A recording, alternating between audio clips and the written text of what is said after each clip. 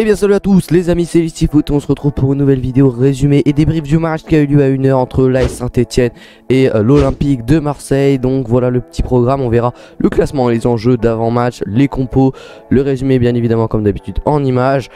Pas de statistiques, ni de top et ni de notes et mes tops et mes flops. Pourquoi? Parce que actuellement, peut-être à l'heure que tu regardes la vidéo, je suis en live sur la chaîne YouTube en train de faire le multiplex de 15 h. C'est pour ça que c'était chaud niveau timing.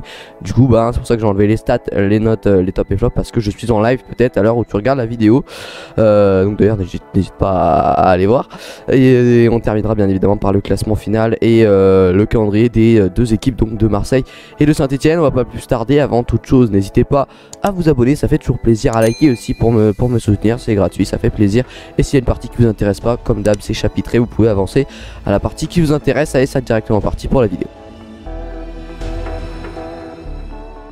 Donc débutons tout de suite cette vidéo par le classement, les enjeux d'avant-match. On va essayer de faire rapide. Voilà du coup le classement: Saint-Etienne 12e, Marseille 5e. L'enjeu de Marseille c'est de distancer Lens, vous le savez, Lens qui a perdu contre Lille lors du derby. Voilà, l'enjeu vraiment c'est de distancer Lens et de pouvoir prendre 3 points d'avance. Et pour les Stéphanois c'est de s'éloigner de la relégation, même si bon voilà, ils sont sûrs d'être maintenus les Stéphanois. Et pourquoi pas terminer dans la première partie de tableau, c'est encore possible, c'est compliqué, mais déjà pourquoi pas dépasser Reims. Pour les Stéphanois, même s'ils n'ont pas grand chose à jouer les Stéphanois, mais voilà, dépasser Reims au classement c'est toujours bien pour une équipe de finir le plus haut possible dans un classement. Voilà pour les enjeux d'avant-match. Et donc directement, toujours très rapidement, on va voir les compositions. On commence par celle de Saint-Etienne avec Claude Puel du coup qui émet un 4-4-1-1 pour les Stéphanois.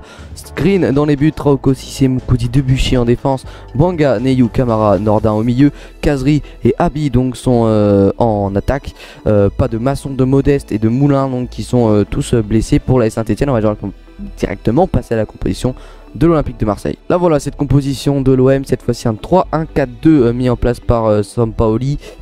Mandanda dans les buts, Sheltachar, Alvaro Balerdi en défense, devant Noah Camara, Enrique, Gay, Tovin, Lirola, et en attaque Milik et Payet. Pas d'absent côté marseillais. Belle compo pour les Marseillais. Voilà pour les compos, j'ai essayé de faire rapide. Voilà du coup pour les compos. On va commencer ce résumé donc en image comme d'habitude avec la première période et les Stéphanois qui rentrent au vestiaire donc avec un score de 1-0, excusez-moi. Et oui, c'est Arnaud Nordin à la 43e minute de jeu qui ouvre le score pour les Stéphanois. Voilà le but, c'est une erreur défensive quand même, mais voilà, c'est Nordin qui ouvre le score. À noter la sortie de Moukoudi sur blessure, remplacé par Coloutier Jack si je me trompe pas.